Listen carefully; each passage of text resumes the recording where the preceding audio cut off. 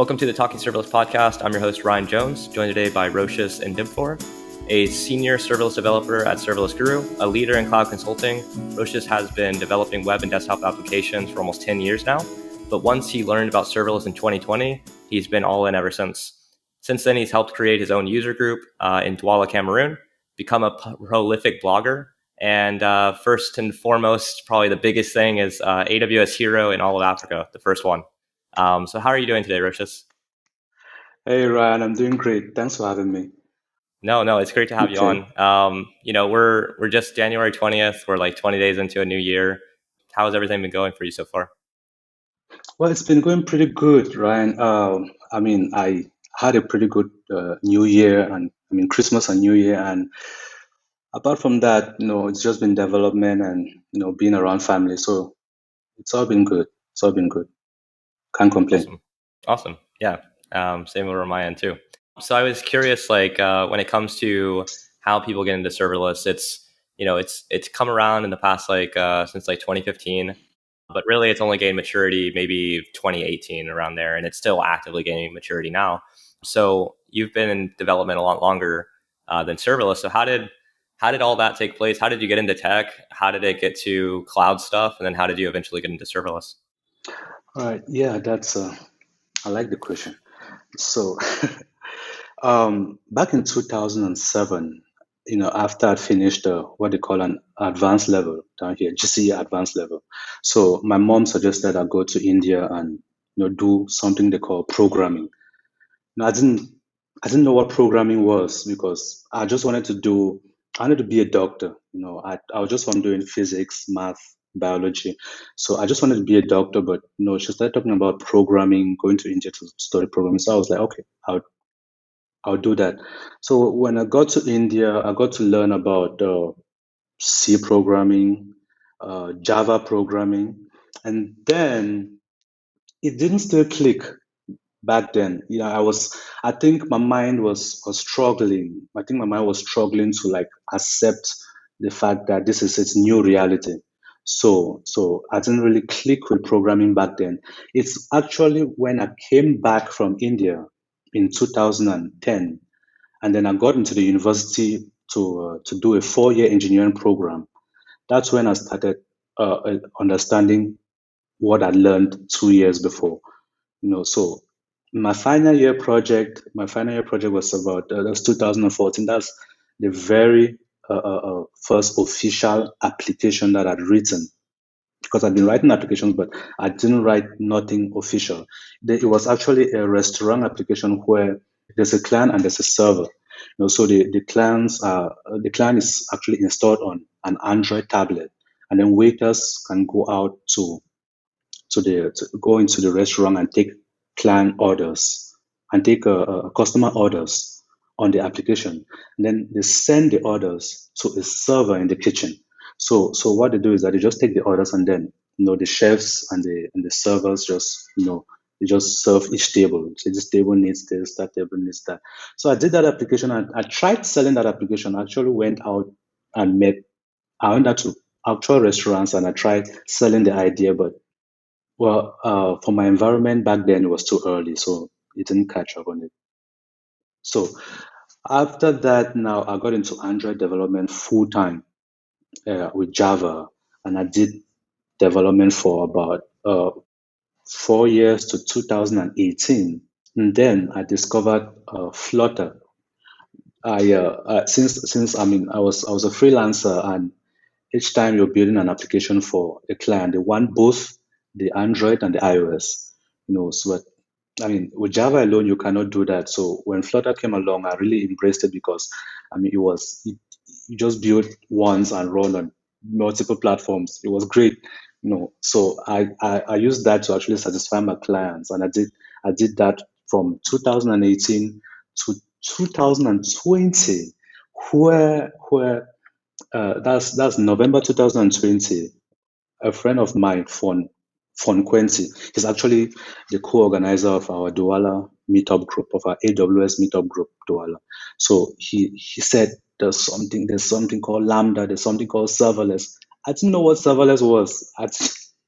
Maybe I was living under a rock, but I didn't know what serverless was. So he was like, there's Lambda, there's serverless, there's this thing that can help you create APIs faster and stuff like that. And I just said, okay, I mean, he's not a developer, he's not a technical guy, but he knows about this thing. Maybe I should give it a try. So I got on the AWS blog, and then I saw a very simple tutorial on how to create a crude API with Lambda, API gateway, and DynamoDB. I was like, okay, let me try it out. I tried it out and it was really good. And then I discovered the serverless framework. And then when I opened up the GitHub repository, they have a ton of samples there. Like you can just take it and run it, and it just runs like that. And that's where I was like, oh shit, I've been missing out on something. So that took about from November to March 2021, where I wrote my first serverless API in March 2021. So when I wrote my first API, I just started, I started blogging. So I posted my first blog on the 31st of March 2021. And from then, I started seeing that AWS has above 200 different services. I was like, wow. So I've seen applications, and then I was seeing how they develop them. I started hearing about the CDK. I was hearing about SAM. I was hearing about DynamoDB in depth, global secondary keys and stuff like that, Event Bridge. I just wanted to get into everything. So I was just creating applications around a lot of stuff and then blogging about them. And one thing I noticed that wasn't in the community back at that time was the way tutorials were being put out in the public. It wasn't being put out from a real a real use case perspective. Well, what I checked out, so I decided that okay, my tutorials will actually be drawn from a real use case experience. So if I want to build a tutorial and make sure that it's something real life, something that you can easily relate to. That has always been my mantra. That's how I always like putting out my tutorial, because if it's something that you easily relate to, you can easily be interested in learning. It's not just something abstract. So that's why I had to my blog posts are always in series, because it's actually a product that I'm building, and then I'm putting it out in form of tutorials. So that's what I was doing. So while doing all of that, I didn't know I was getting attention, and I was getting eyes on me. I just had my head down, and I just kept on going and going and going. And then, you came along. So I was like, it was a deal breaker for me. And till date, I'm really grateful for the opportunity that you actually gave me. And I think it's alongside the hero thing is the best for 2021, even 2022 right now. So when you came along now, I started seeing the possibilities of serverless, because the first thing is that before this, I've never worked in any enterprise before, stuff like that. I was always solo, but now I've been given an opportunity to work in a great team, on a great project, in a great company, and with serverless, just getting to serverless a couple of months before, it was really amazing for me. So I just kept on doing what I was doing.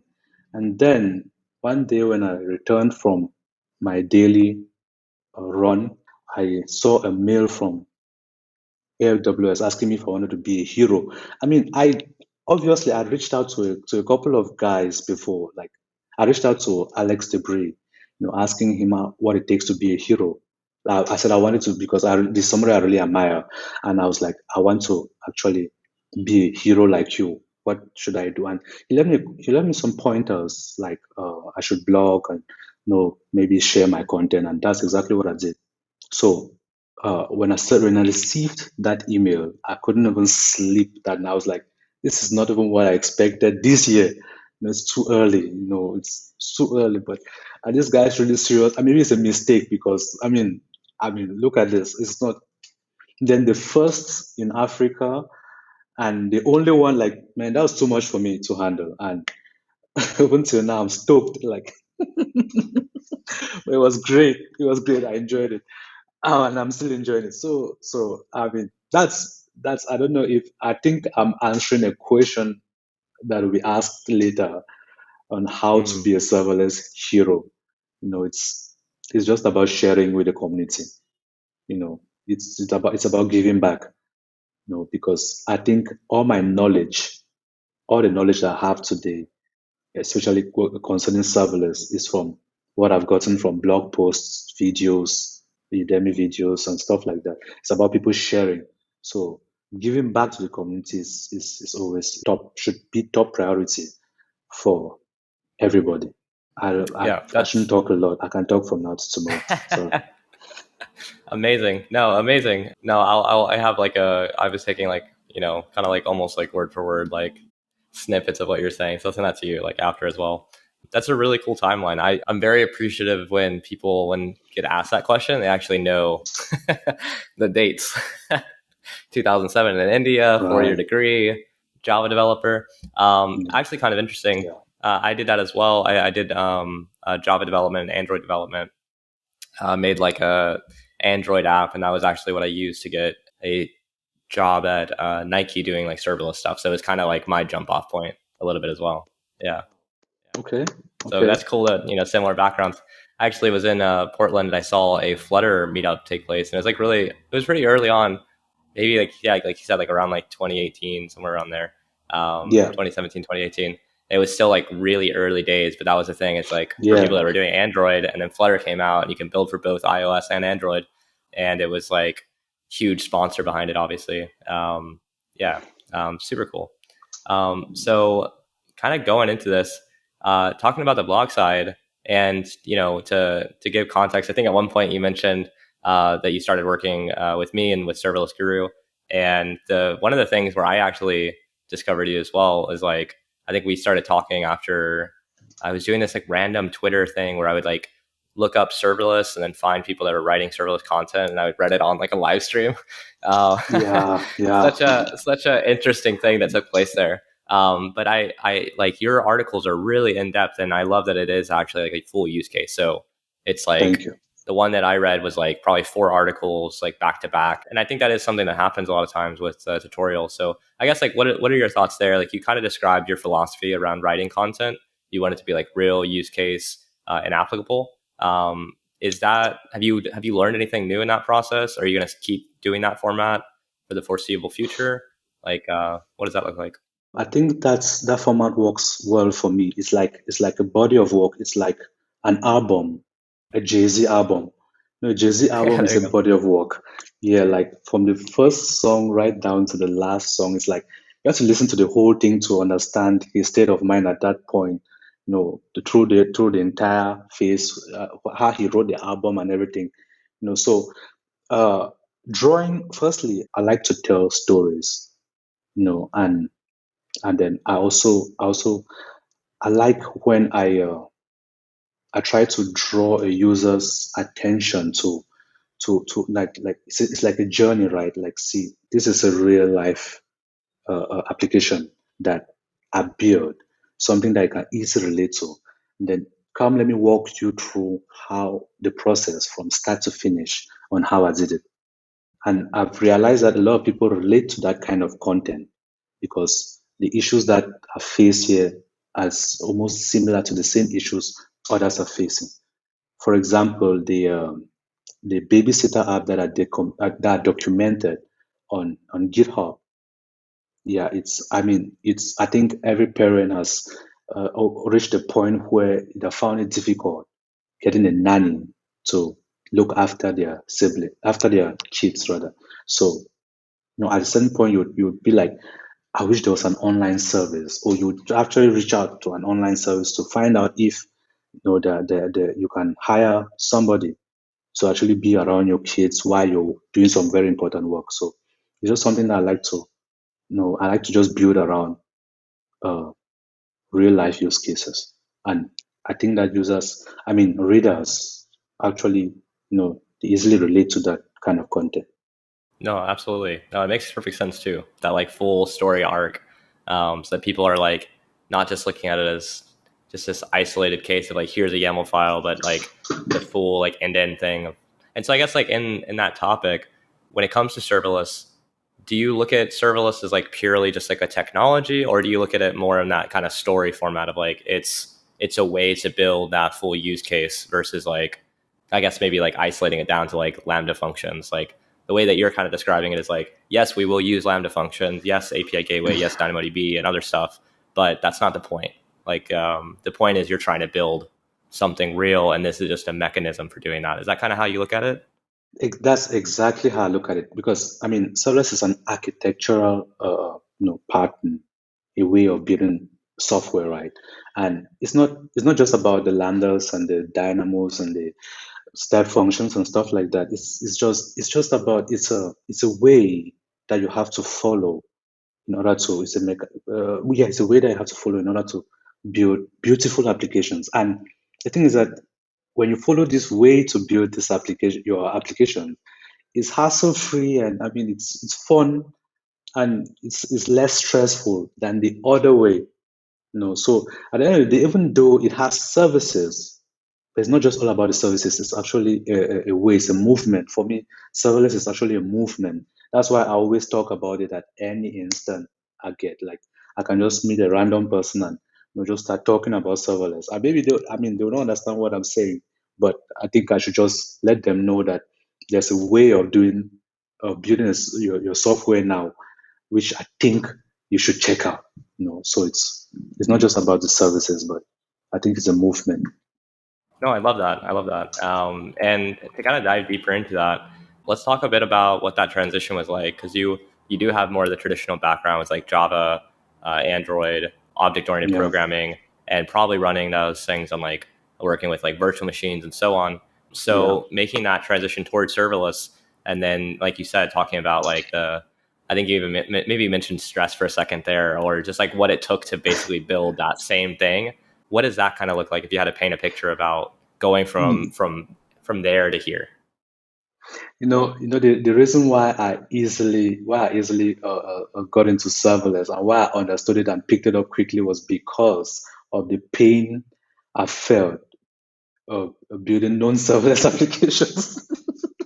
I used to host on, I'm sorry, I used to host on DigitalOcean. I used to create backends with PHP and MySQL, and wow, it's really stressful. Especially like I built, I mean, I built quite a couple of APIs with PHP and MySQL. And man, on DigitalOcean, you actually buy droplets, droplets like your Linux mesh VMs, and you actually have to set it up yourself, install everything. I remember one time because I wasn't really good with Linux commands, and I actually messed up my cluster, my droplet, and DigitalOcean doesn't they don't have the right to, like, they cannot SSH into your virtual machine. They don't. I reached out to them and asked if somebody could SSH into my virtual machine and actually resolve the problem. They said they couldn't. They don't have the right to do that. All they can do is just clean it and stuff. I was like, oh my god. So after like doing all of those, well, building an API, hosting on the servers, monitoring it. I don't want to talk about caching. I'd never done any caching. So when I look at all of that, and then I saw serverless, what? Like, it's just like you're carrying a huge, you're carrying like about 10, uh, 50 kilograms of something, and then you just finally put it down. You feel like really, really, you feel stress free. You feel like relieved. That's how I felt when I moved from the traditional way of building APIs to the serverless way of building APIs. No, you can actually wrap up and spin up. You can wrap up a serverless API and spin up a server in a matter of, in a very short time. But traditionally, that cannot happen. That won't happen. Even if you have, even if you already have a code, like a reusable code around, it won't still happen that quickly. So when serverless came and made this whole thing fun, it made development fun again. Yeah, see, I love that. I love that part too. Let me make sure to take a note there because like SLS is fun because like that is something, right? Like the at the end of the day, like we can do things in a lot of ways, but like it does. I get a lot of enjoyment actually of working with serverless, and it's like it just feels like it's plugging integrations together, and that's like. But to go to a different point, I really like something that you were saying, which is it came across to me as like server, like you mentioned caching, right? And it seemed like, and this was something in my experience I couldn't put time into it because everything else took so much time. So like I Exactly. was so focused on everything else, I never got to get to the stuff that actually makes the user experience of the actual product like way better. And so Yeah. that made me think of something which is like, what are your thoughts on that piece, which is like serverless abstracts so many of these layers away that you get to focus on all the stuff that you didn't get to focus on before. And a lot of those things make actually a really big impact to users. Have you seen that in your experience? I think I've seen that quite a couple of times. Like there's this app I built in I think that was 2018. It was sort of an e-commerce application for a client. And oh man, oh man. Like because actually the way he expected it to work, it was the business model around the application was just so I was still trying to wrap my head around the whole thing such a way that I didn't have time to really give the technical aspect. I didn't have time to put I didn't have enough time to put into the technical aspect of the application. It was a complete flop. It was a complete disaster. It just comes down. I think it came down to the fact that I didn't have a team. It was yeah, it was just a one man kind of thing, and that's what I learned from then. That working in a team was a lot better than working solo. Because if there was a team and then everybody would have had delegated tasks, and there would be somebody talking to the client on the business side of stuff, and then the other guys to handle technicalities and stuff like that. And the project would have gone well, but it was a mess. Yeah. Gotcha. Yeah, so that made me think of something which is like, in your experience, like I've tried to describe what I do also with like cloud development, things like that. And a lot of times the first thing that gets thrown out is, oh, DevOps. So you're working with CI/CD pipelines, you're helping like set that up for other people. But I think like the what we actually do, and for full transparency, I know some of what Rosius does just because I have like some insight of that day to day. But like what we're doing is like not just DevOps, right? Like you're writing application code. You're so like talk me through like what does a day look like for a serverless developer for like what you're doing and building for clients? Like yeah, like kind of spell that out so that we can maybe talk about like if the Okay. definition makes sense or not for the community. Okay. Okay. Yeah. Well, there's Jira, right? So what happens is that the team lead actually, assigns there are a couple of tickets, open tickets on Jira, and so the team lead moves them into because it's been separated weekly. So what you do is that you get in and then you choose a task which you think it's I mean you can work on within a considerable time frame. So when you choose that task, now you get on it.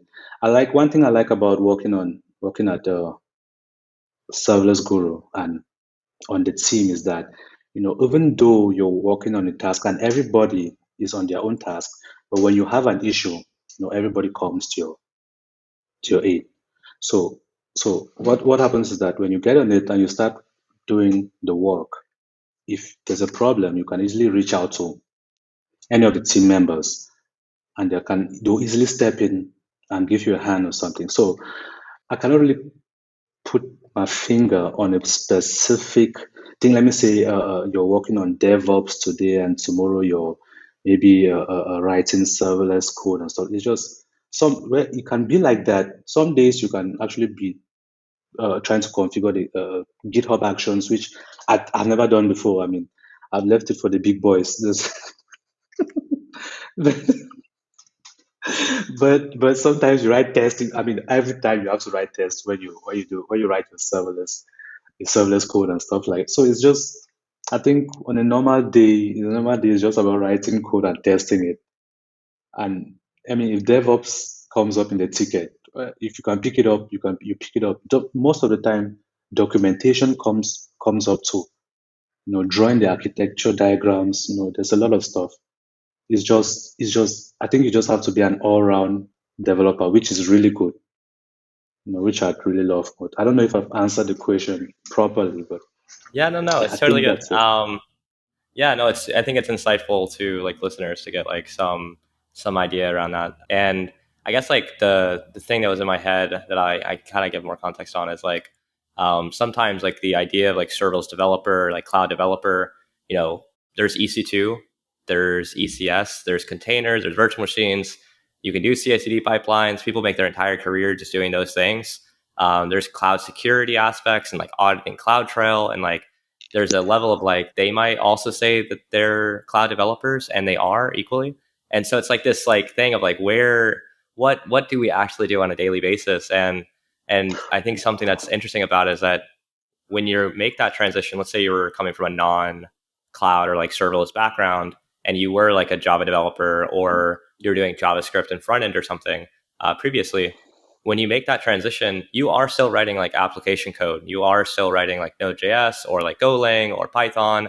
It's just that you're now stitching together and like plugging things in just to build much more of the entire application. Like you said, like you become that completely well-rounded developer that's doing all of these things. And you mentioned that there, like GitHub Actions is interesting because what we're seeing there too is like before, did you run like Jenkins pipelines or see any of those like? No, Okay. I've never run any of those pipelines before. Okay. Yeah. Yeah, because it's like the Jenkins pipelines, you got Groovy files and you're setting all this stuff up, and now we have GitHub Actions, and it's like we've abstracted away all the configuration of build servers and how much time and maintenance and headaches those were to create, and now it runs faster. It can be picked up and learned in maybe like a week or something versus like months and Yeah. months, and it's Yeah. way less expensive. Yeah. Yeah. So not to go way down a rant. So Yeah. I wanna like really make sure that we get a chance to talk about like first AWS Hero of Africa, huge, absolutely gigantic. And you kind of mentioned it towards the beginning that you didn't expect like that what No. that meant. So No. I guess No. like can you let us know like what did it feel like when it was announced and what happened afterwards, and like what does Oh that man. mean? Oh man. No. Okay. When it was announced, right? It's I mean, my inbox on LinkedIn and on Twitter blew up. I mean, that's the first time I felt like the president of the United States.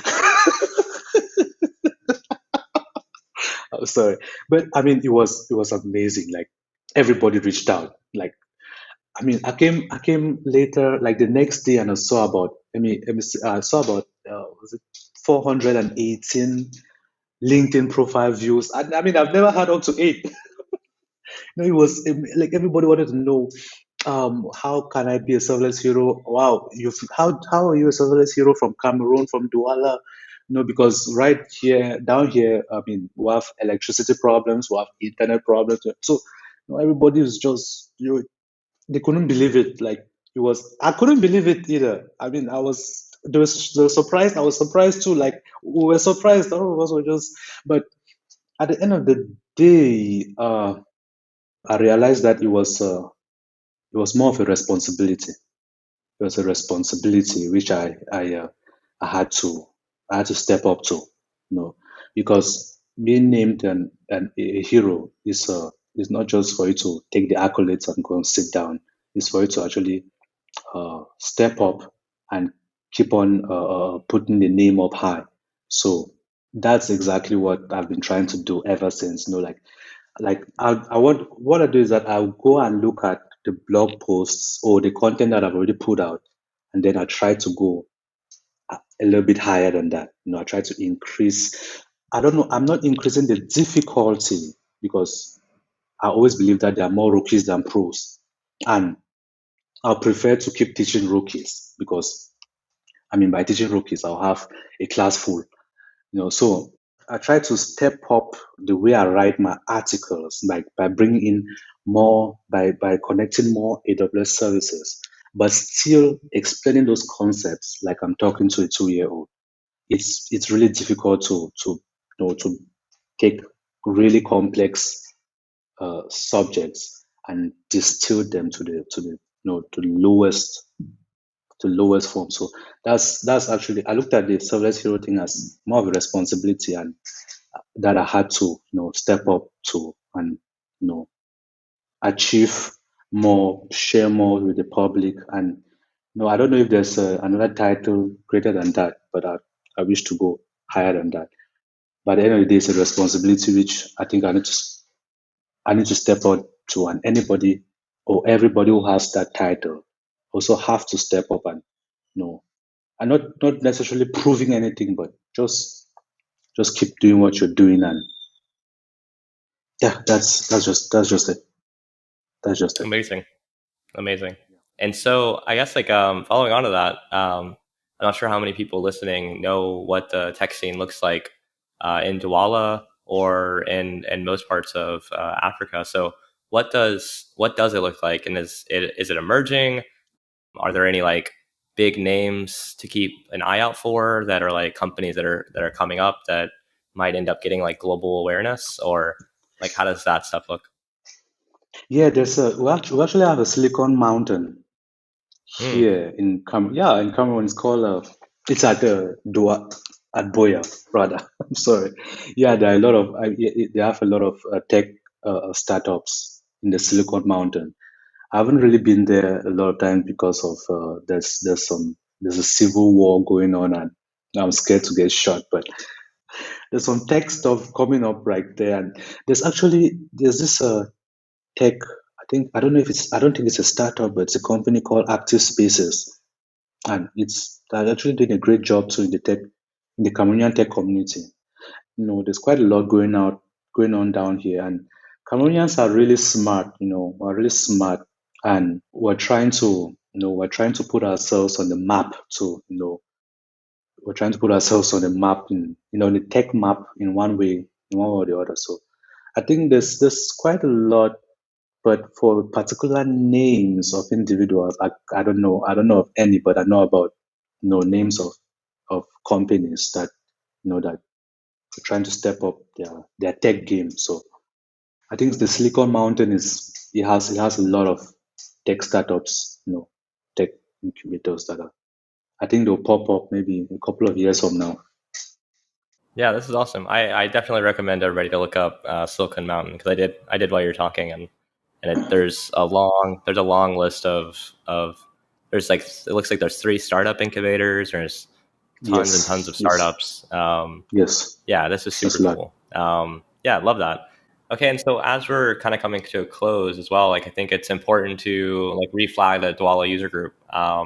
Something that's kind of like really interesting about it is that you mentioned the co-organizer earlier might have helped, kind of expose you to serverless and Lambda. What was the origin of that, and how has it grown since you first started it?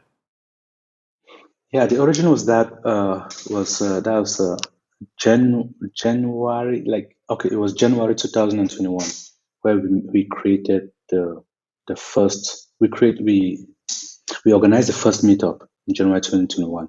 So we are we're 2 organizers, right? Like so the my co-organizer, he's concerned he focuses on certifications, and then I'm the technical guy. So what we do is that we've had 4 meetups, no 5 meetups so far. So what he does is that he during the first meetup he brings up he talks about certifications, and then the second meetup I go technical and I talk about serverless services. So we moved from about 19 users, 19 user group members to about 40 user group members. And it's actually been amazing. But one thing I've noticed about the community is that they're more inclined towards certifications. When I start talking about when I start going technical and talking about code, not everybody is a coder, and most people who see code for the first time, they don't like it. So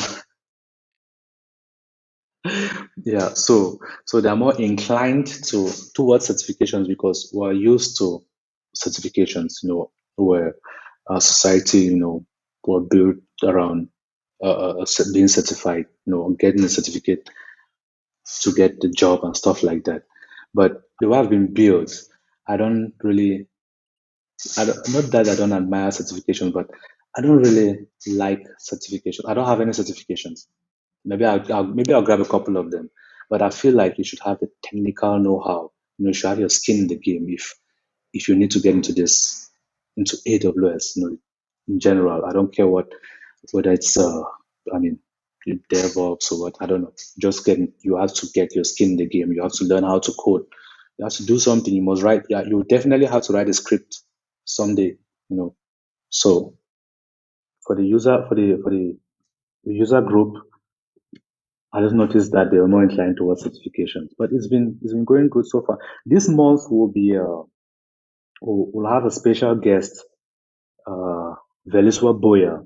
She's a senior developer advocate at AWS, so we'll be having her on a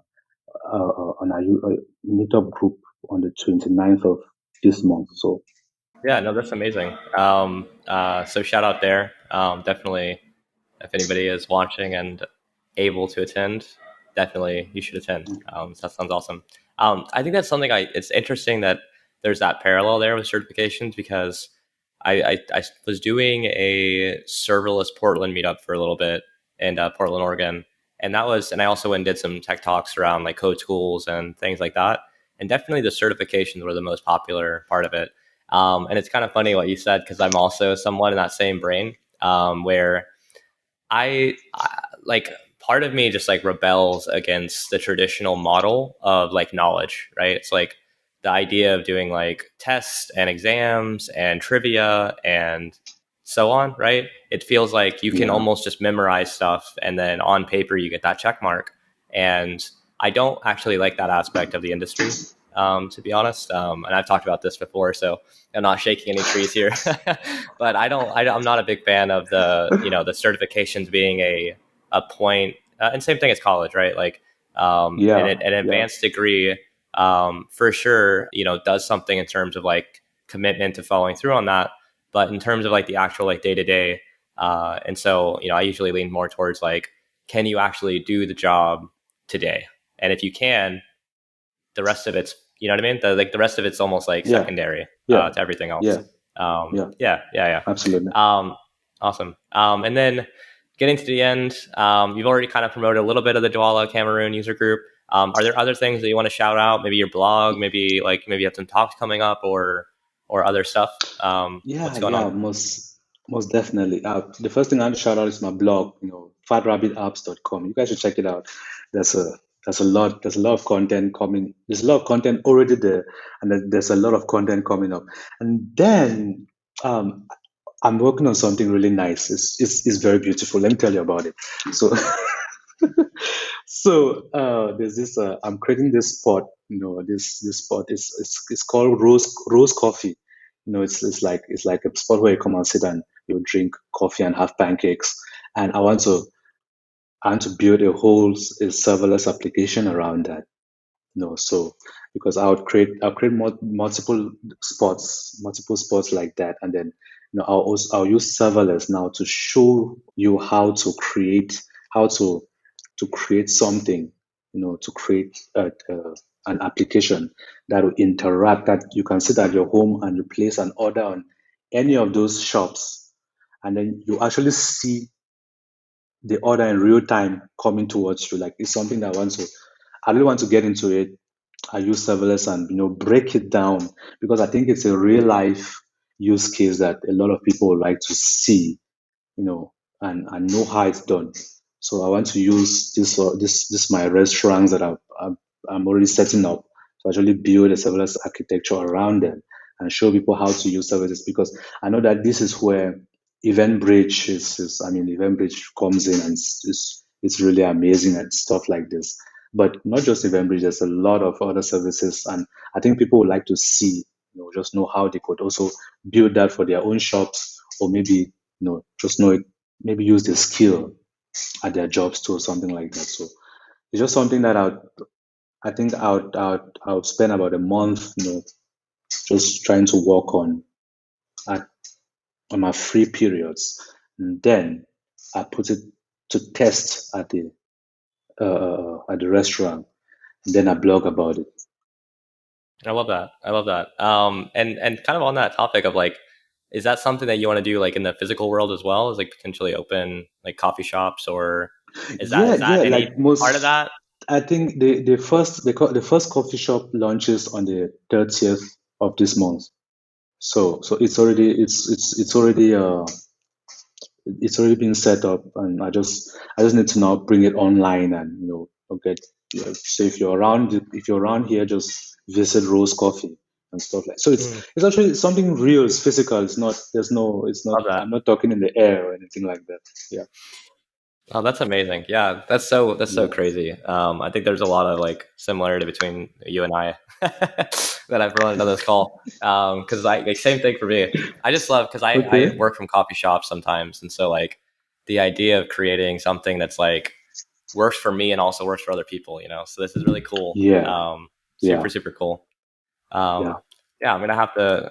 If I ever find myself on that part of the world, I'm definitely gonna grab a coffee.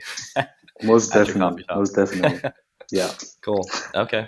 Well, coming to a close, I think that does it for us on this recording. I want to thank you so much for being a guest today, Rosius. Thanks a lot, Ryan. Thanks for having me. So. Absolutely. For those listening, this has been the Talking Serverless podcast with Ryan Jones. If you like our podcast, if you found any of this information valuable and you want to hear more, learn more, etc., you can find us on Spotify, iTunes, and Google Podcasts, as well as pretty much any other podcast thing out there. And of course, join us next time as we sit down with another fantastic serverless guest.